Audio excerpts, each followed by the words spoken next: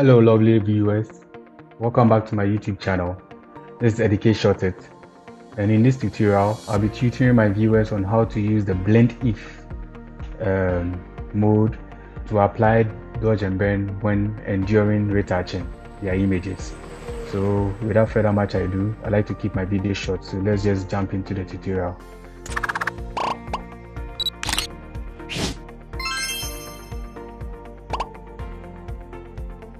So with this image here, it has already been retouched, and this is the final output, final retouched image.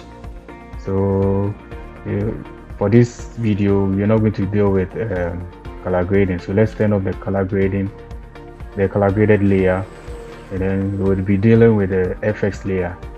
So this is the FX layer.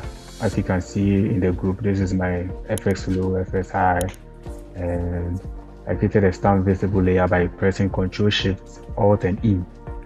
So let me bring the color graded layer down, and then let's work on the FX. So for you to use the blend if mode, sorry, you have to duplicate the FX layer twice. So Ctrl J, and then you name the first layer multiply, because you'll be using the blending mode multiply for that first layer. So let's just leave it multiply, and then the second layer, let's use screen for it. So these are the two basic things you should note before you can apply the blend if for the dodge and burn process. So this is the screen and this is the multiply. So you first turn off the multiplied layer, and then come down to the screen layer, and then double tap to get into the blending modes, and then downwards at your right hand side you see the blend if. So this is the blend if, and this is what you're going to use to process our dodge and burn. So there are two columns here. This is the disk layer and the underlying layer. We'll be using the underlying layer for this section.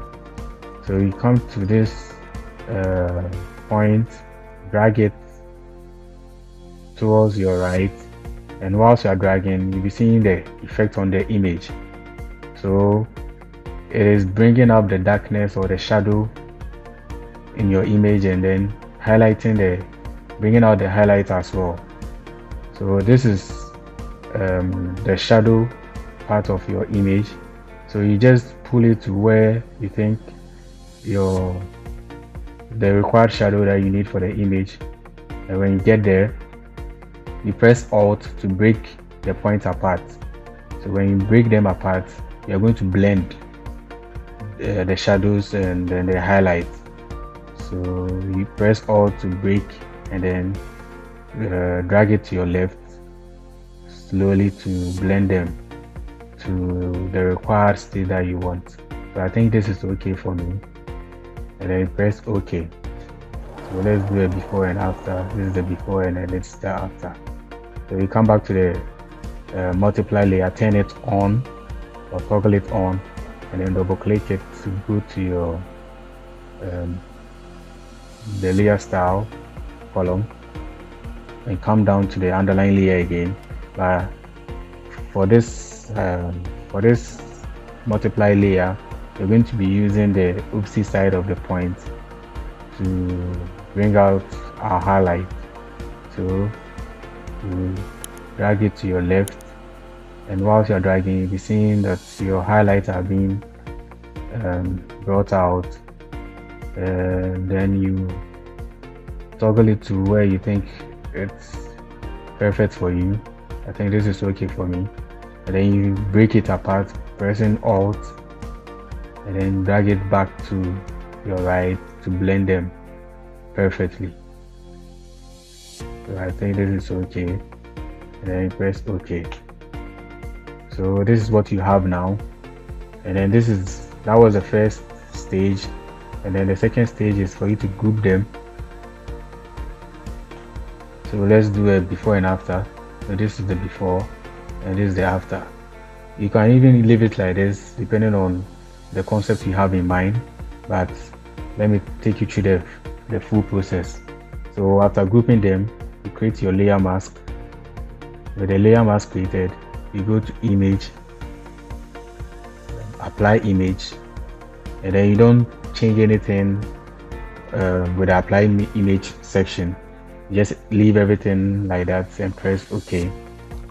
So it's going to load, and then it will apply your blend if, dodge and bend. So let's do it before and after.